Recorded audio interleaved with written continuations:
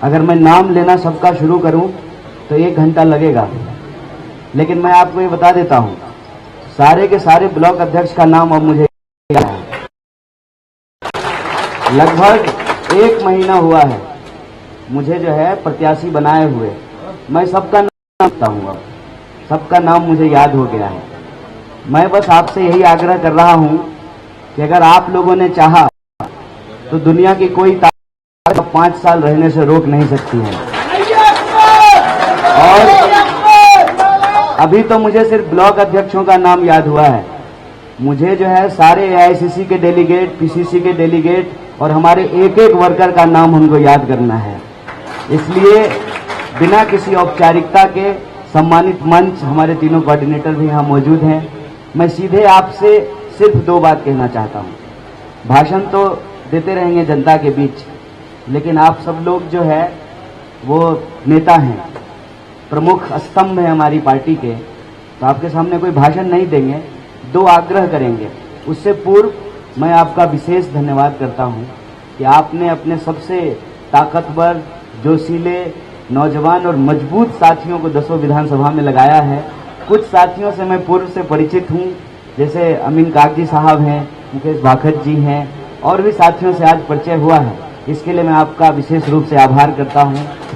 और 2 बात जो मैं आपसे अपील करना चाहता हूं। पहली बात ये, इसमें कोई 2 राय नहीं है कि हमारा चुनाव दिनों दिन बेहतर होता जा रहा है, लेकिन एक कहावत है ना, मत चूको चौहान। हमारी नजर बिल्कुल जो है टिकी रहनी चाहिए अपने लक्ष्य पे, और अंतिम फैसला तो 4 जून को आएगा। और 4 जून को क्या फैसला आएगा वो तय होगा 25 मई को, और 25 मई को क्या होगा वो निर्भर करता है कि हम अभी से लेकर के 25 मई की शाम तक कैसे काम करेंगे। देखिए, हो सकता है कि कई बार आपको महसूस हो रहा हो कि अमूमन हमारी पार्टी जैसे चुनाव लड़ती है उसमें बहुत सारी कमियां आपको दिख रही हो। मैं यह बात स्वीकार करता हूं। एक तो मेरे ख्याल से मैं सबसे कम उम्र का प्रत्याशी हूं दिल्ली में, और हालांकि मैं चुनाव दूसरी बार लड़ रहा हूं, लेकिन ज्योग्राफी अलग है, डेमोग्राफी अलग है, और पॉलिटिकल कल्चर भी अलग है। तो बहुत सारी कमियां आप लोगों को लग रही होगी, क्योंकि यहां पूर्व मंत्री, पूर्व विधायक, सब सीनियर लोग मौजूद हैं। लेकिन मैं आपसे ये कहना चाहता हूं कि हर चीज में कुछ ना कुछ कमी बेसी होती है। जो भी कमी आपको दिख रही है, मैं आप सबसे पहला आग्रह तो यही कर रहा हूं कि उस कमी को आप खुद को लोकसभा का कैंडिडेट मान करके, एमपी का कैंडिडेट मान करके दूर करने का प्रयास कीजिए। ये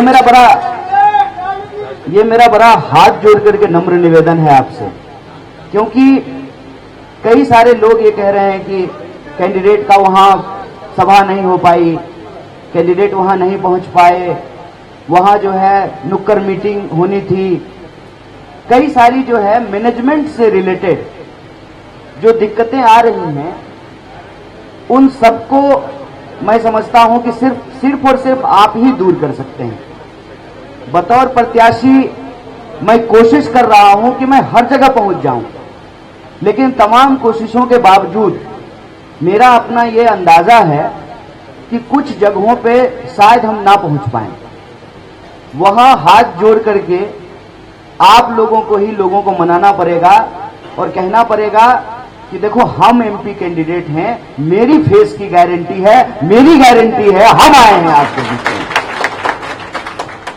और दूसरा अपील कि अभी तक जो भी मैनेजमेंट को लेकर के कमियां दिख रही हैं वो तो हम बर्दाश्त कर सकते हैं।